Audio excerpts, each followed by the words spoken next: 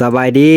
ทุกคนมื้อนี้ก็คือวันที่31ของเดือน3แล้วทุกคนเนาะเป็นมื้อสุดท้ายของเดือน3แล้วก็มื้อนี้เว้าเสียงแล้วก็จะพาทุกคนย่างเลาะเที่ยวชมเบิ่งบรรยากาศทางบ้านอ่างบ้านนาอ่างนะ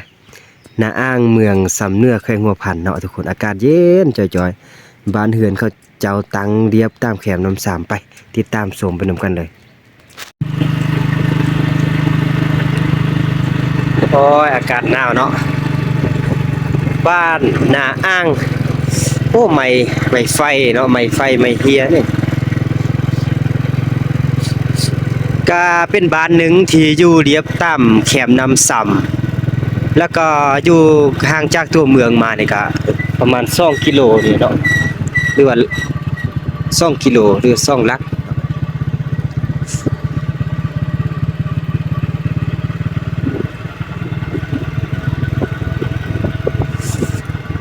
บ้านนาอ่างโอ้อากาศหนาวแห้งเลยทุกคนอากาศหนาวเย็นจ่อยๆ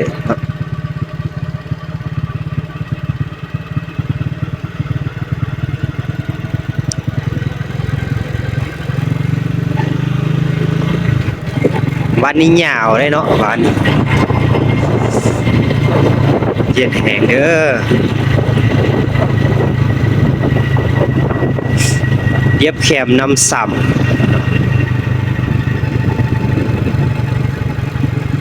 โอ้ทางนี้เขาเฮ็ดของเมืองเด้นี่ของเมืองประจำไส้นี่ก็คือไส้น้ำส่ำเด้อ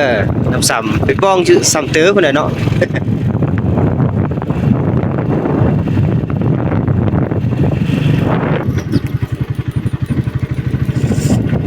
อากาศเย็นแท้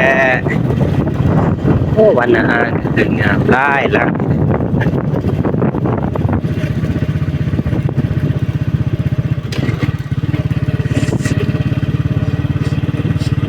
โอ้หนังผิงไฟ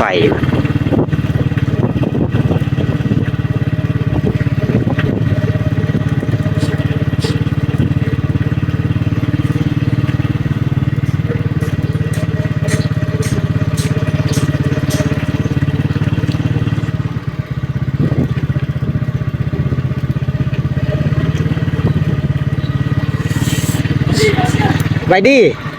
FC เบาเสียง จะได้มาจังแวะเนาะเลาะก่อน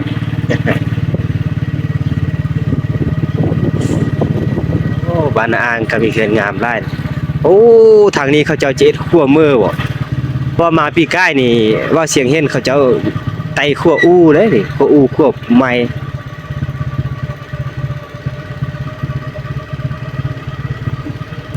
โอ้สร้างเขื่อนงามหลายเนาะทางนี้ก็เนาะ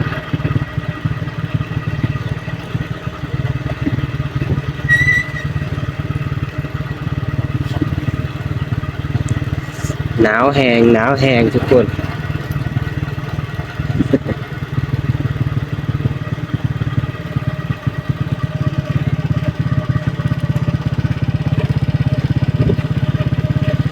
โอ้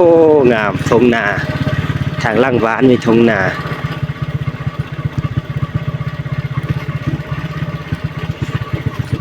โอ้ขัวอู้นี่เป้เลยบอกขัวอู้นี่เนาะเป้เลยได้ขัวอู้นี่น้ำนองแหงเลยเป้แล้วโอ้คิดว่าจะมาเที่ยวชมเขตนี้ เป้แล้วขัวอู้ที่บ้านนาอ่างนี่เพเด้อเนาะนี่พี่ใกล้มานี่โอ้ที่ไต้ขัวนี่คักเลยเด้แต่ปีนี้มาเห็นแต่เช้า นี่อ๋อน้ำซ้ำขัวอูบ้านนาอ่าง ขัวไม้นี่แทน เพราะว่าทางนี้ยังมีหวานเด้ยังมีไร่หวานก็ทางไม่รู้เนี่ยแต่ไปเขตนอกคุณแหละนี่ปลาน้ำซ้ำ โอ้ปีก้ายนี่ได้บรรยากาศงามเลยเพราะมีขั้วงามมีไต้ที่สามารถเที่ยวชมเขตโอ้คักแล้วก็เป็นบางสงวนของเขาเจ้านะเขตรีบอกนี่ละมาจากทางเรือนนี่เรือมันอยู่อีนะ อันนี้ฮักกะไล่มาตีนี่มาระวัง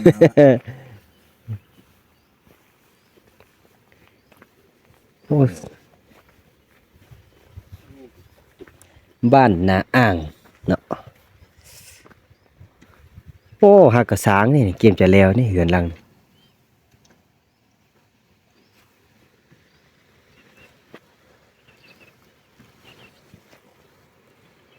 บนมาแถวบ้านนาอ่างนี่เนาะแล้วก็บ่มีทางไปต่อแล้วทุกคนเราก็จะได้กลับ กลับเมืองทางตัวเมืองสำเนื้อได้ไปเดินทางต่อทุกคนแต่ว่าอากาศบ่ไหวเนาะเดินไปทางเดินก็หนาวโพดหนาวแห้งโพดเนาะ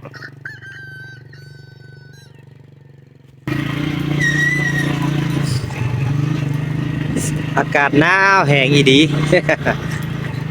วนมากลับเนาะกลับมา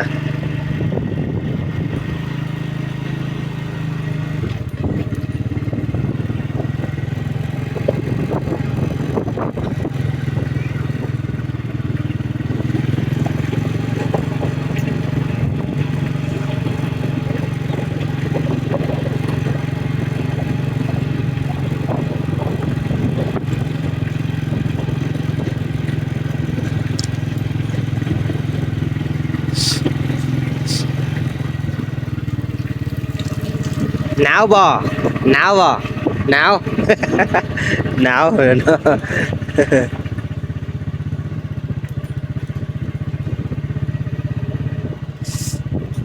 เอ้ยผู้สาวน้อยหนาวบ่ผู้สาวน้อยหนาวบ่โอ้ยเถื่อนงามเลยเนาะ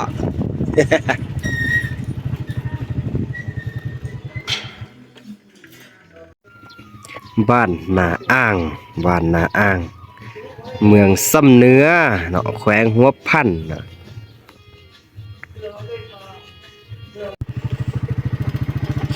อากาศเย็นจ่อยๆทุกคนโอ้กำลังสร้างเหือนใหม่นี่สร้างเหือนงามหลายหลังเด้อเขียน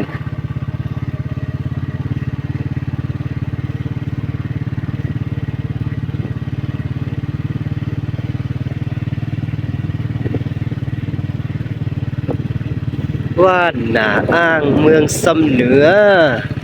โอ้มีเส้นทางขึ้นหัวบ้านเขาเจ้า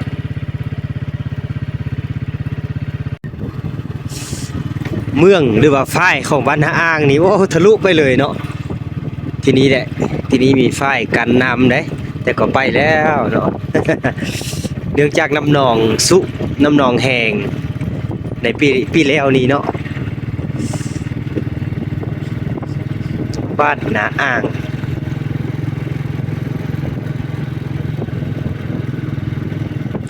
โอ้ยเย็นแท้ขับรถแห้งเย็นเลยเนาะ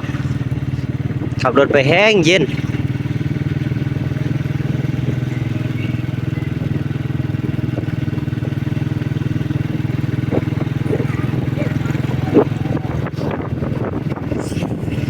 โอ้โหนะ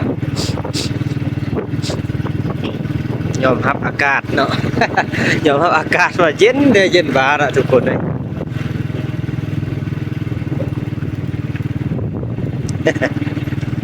โรงเรียนประถมเลย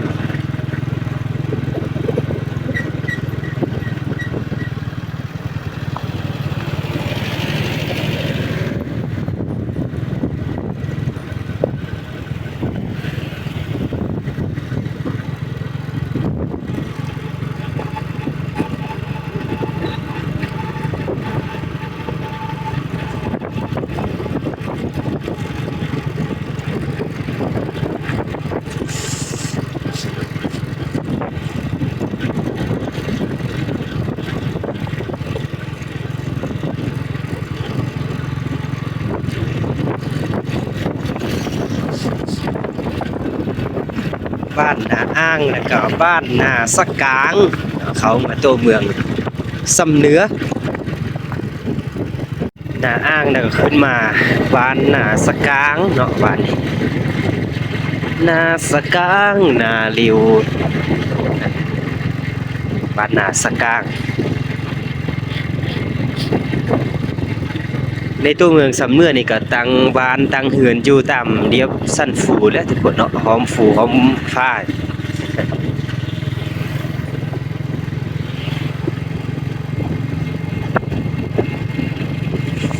นาสะกางนาลิว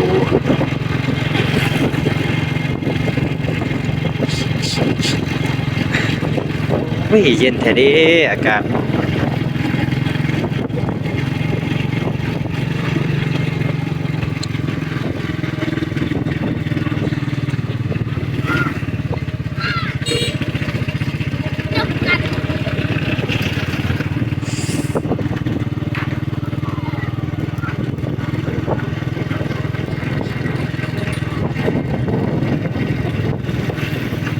ตอนตอนเที่ยงแล้วเนาะตอนนี้ก็ตอนเที่ยงแล้ว11โมงแล้ว11โมงแต่อากาศก็ยังหนาวอยู่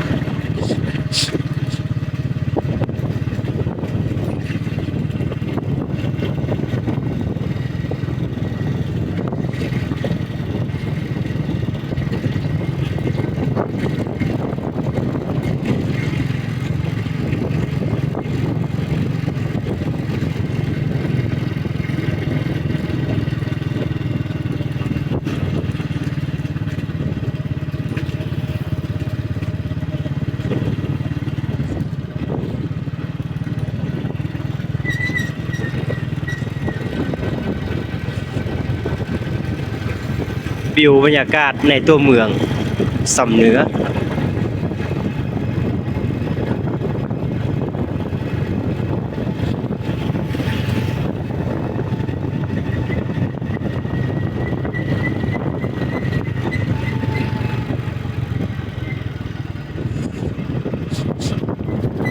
ทางเส้นนี้เป็นทางตัดไม้ทุกคนทางตัดไม้ออกไปเซอทางบ้านนาทองอะเนาะเส้นนี้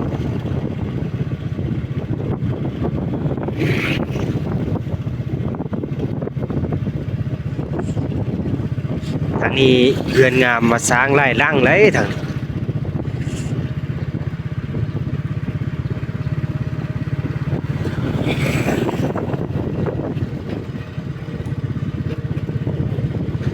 นี่แหละทุกคนสำเนื้อเปลี่ยนไป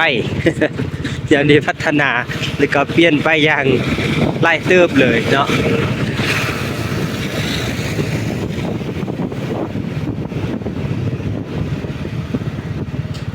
ครัวน้ำซ้ำห้าครัวน้ำซ้ำห้า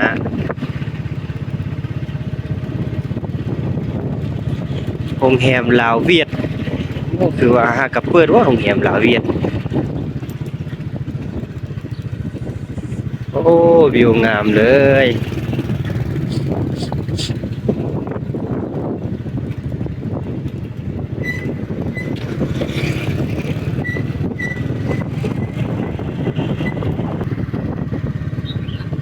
เขตนาเวียงเนาะเขตนาเวียงโอ้มากินน้ำอุ่นน้ำแจกก่อน